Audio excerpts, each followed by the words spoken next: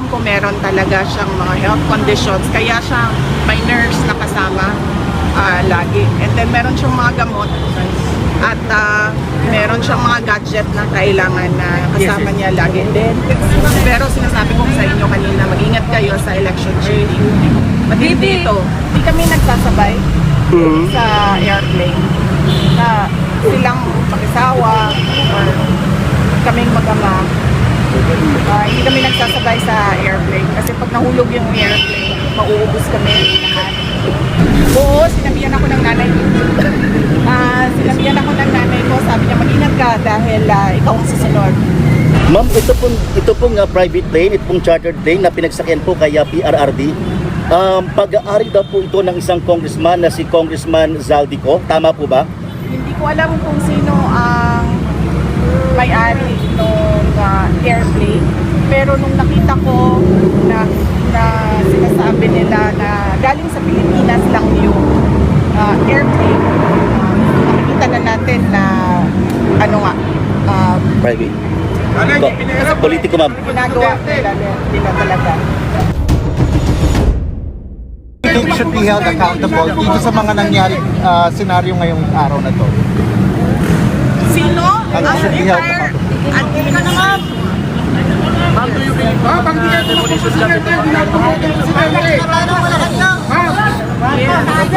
Kasi sobrang lakas ng black voting ngayon. At hindi lang yan. This is all about the 2028 elections. I'm warning you. Kung meron man 2028 elections. Nakita nyo na, diba? Sinimulan nila sa People's Initiative. Hindi sila nagtagumpay. Kasi umalma yung mga tao. Imagine mo, bibilihin yung pagkatao mo para sa kagustuhan nila na hindi umalis sa pwesto. Tapos, sumunod ay impeachment para tanggalin yung kalaban, posibleng kalaban.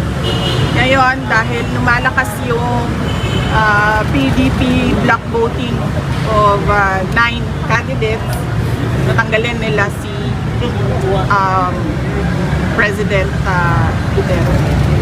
Ma'am, ulitin ko lang po, kumusta po yung huling pag-uusap niyo po? Okay naman siya. Sinasabi niya kanina, sabi ko, nandito ko sa labas ng gate, hindi ako makapasok.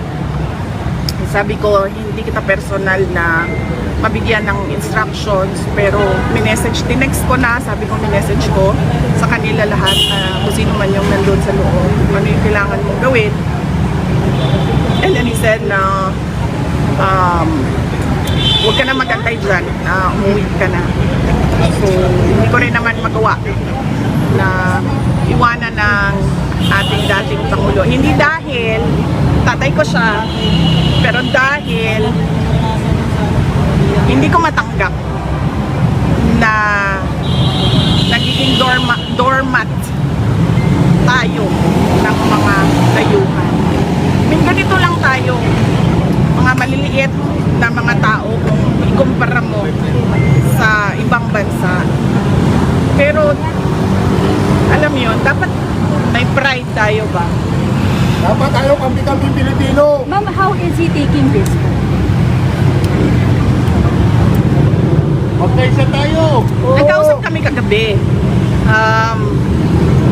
And it was okay naman. Sabi niya lagi, daan lang sa legal. Daan lang sa legal. Yun ang sabi niya. Kaya yung discussions din namin, legal. Kumusta yung kalusugan? Kumusta yung kalusugan niya? Anong napag-usapan niyo about? Oh, yan ang hindi ko alam kasi kung ano yung kanyang mga gamot, ano yung kanyang mga health conditions. Ang pagkakaalam ko meron talaga siyang mga health conditions, kaya siya may nurse na kasama lagi. And then meron siyang mga gamot at meron siyang mga gadget na kailangan na kasama niya lagi din. Ma'am, Pagkakarinig ko kanina, mataas yung sobrang taas ng blood sugar niya, kaya nag-insulin sila.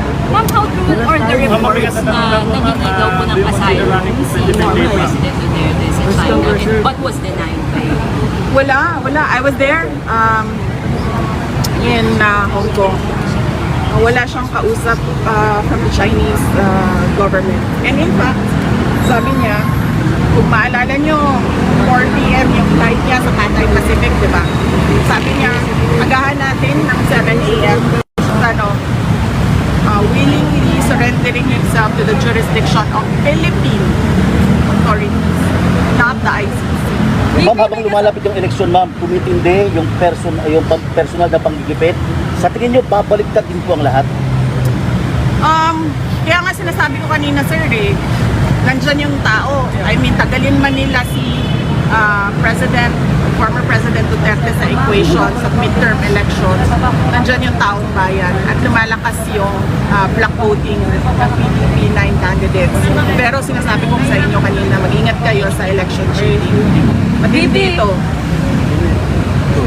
Since wala na po yung since tapos na po yung alliance niyo with President Marcos, may we know kung meron bang discussion before during the campaign tungkol dito sa ganitong issue na to? Kung did you ask President Marcos, meron bang promise for him not to turn over About former the ICC? president? Yes. We did not discuss anything about Pero were there discussions before this? No, with President Marcos, no. There were no discussions with President Marcos, except that I wrote him a letter and then he replied regarding the ICC and that there will be no cooperation with the ICC and we'll release that letter. And how are you feeling, ma'am? How are you feeling? Sino ba kasama niyo sa sa plane? Ako hindi ko alam. Hindi kayo nag- Sorry. Alam ko lang yung mga hindi nakasama sa plane, yung nasa Which- labas. Kasama si Kitty, hindi nakasama. Nandoon si Kiki sa labas. Yes. And Common Law 5 nasa labas din. Yes, si Hanilet nandoon din. Okay. Ma'am, how are So you sino po feeling, yung tatlo, ma'am? ma'am, nakasama? I'm okay. Ano lang ako, kulang sa tulog dahil nagbiyahe kami kanina. Pero kumain ako kanina, huwag kayo mag-alala. Pero as Vice President, Init ako ulo. as Vice President, ikaw pinapayagan mo pa. So parang hindi mo nagagawa yung you're supposed to have power here. Wala tayong magawa eh. Kung susunod sila sa yung Philippine National Police, kung susunod sila sa illegal na mga order, wala tayong magagawa. Yun yung desisyon ng Philippine National Police. Mag-implement sila ng illegal orders. That's what they did with Yusek Zalaika Lopez. So it's not surprising that it is happening. Ma'am, may mga balita na kayo daw po, itinadawit po kayo dito po sa issue ng ICC. Sa tingin niyo, ma'am, baka kayo na po ang next na puntirin after this? Oo, sinabihan ako ng nanay ko. Sinabihan ako ng nanay ko, sabi niya mag-ingat ka dahil ikaw ang susunod. Handa na, ma'am. Anong handa? Kung handa na harapin, handa na para malampasan, mapagtagumpayan. Iniisip ko lang ang gastos sa abogado eh. Magastos kasi ang mga abogado. So yan lang naman yung concern natin sa ngayon. But so far, napaghandaan din naman yung gastos para sa mga abogado. Okay lang.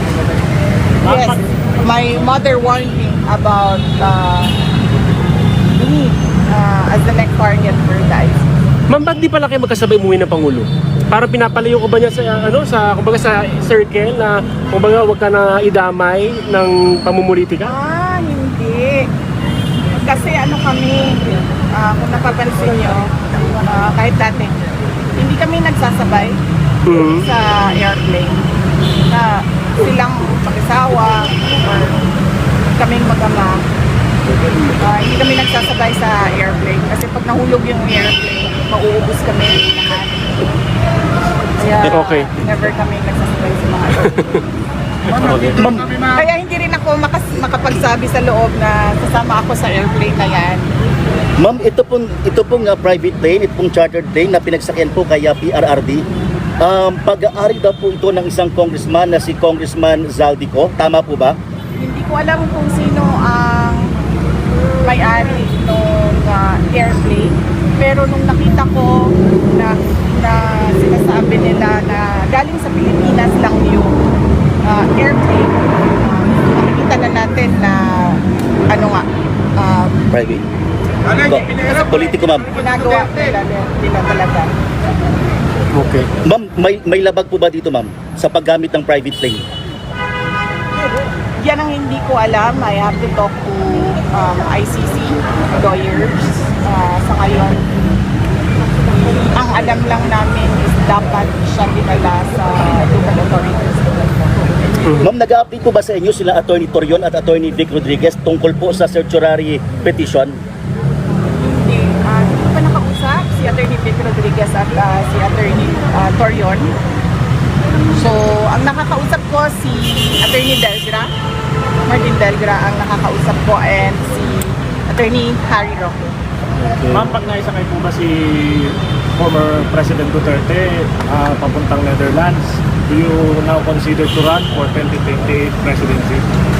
Hindi pa yan yung iniisip natin ngayon. Ang iniisip natin ngayon, una-una, hindi dapat makaalis si President Duterte dito sa Pilipinas.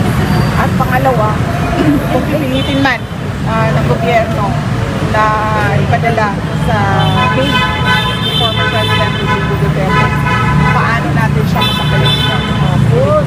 Yan lang muna yung kasunod natin. And of course, yung pangangampanya ng 9 candidates ng PDP Laban. Ma'am, sabi nila, ma'am, may sinabi si Attorney Trixie Angeles, ngayon lang po, ma'am, after po na maisakay sa chartered Lear jet si PRRD. Ang sabi niya po, kapag umalis itong eroplanong to, mananawagan tayo ng people power. Ano po reaction, ma'am? Hindi ko kasi nabasa or narinig yung kanyang statement, so hindi ako maka-comment sa kung anong nasabi ni Attorney Priest. Pero sinusuportahan niyo po ito, ma'am?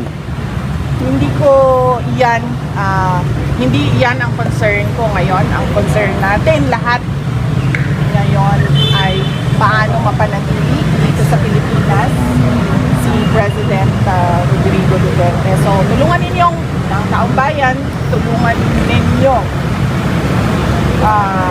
kami mag-isip kung paano natin yan magawa na hindi siya umalis. Tutulungan namin yan. Sabi po ni Attorney Delgra, Wait lang muna, wait. makita kayo, makausap kayo, pero hindi pinagbigyan. How do you feel? Well, hindi na nakakagulat yung ganyan na klase na pagbibigay. Senior citizens ngayon kung ano nangyari. Matindi daw talaga ang pagkikipit. Oppression, abuse, and greed, sabi ng mga nakakatanda. Pero ma'am, kumpiyansa kayo na hindi makakalipad ang eroplano? Wala akong confidence sa kahit ano ngayon, sir, kasi nakikita nga natin kahit ang republicans, sumusunod sila sa mga illegal workers.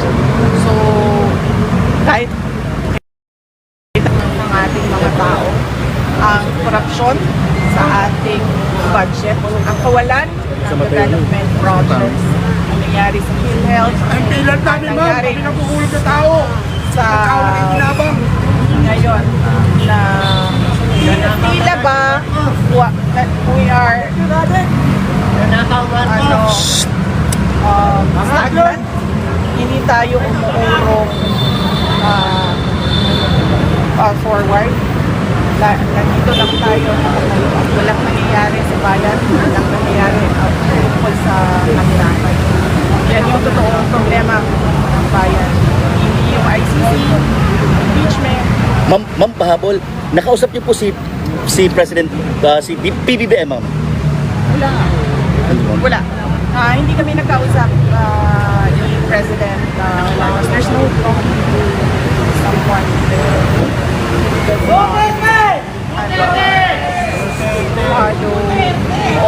Follow on with this. Thank you, ma'am. Thank you, VP.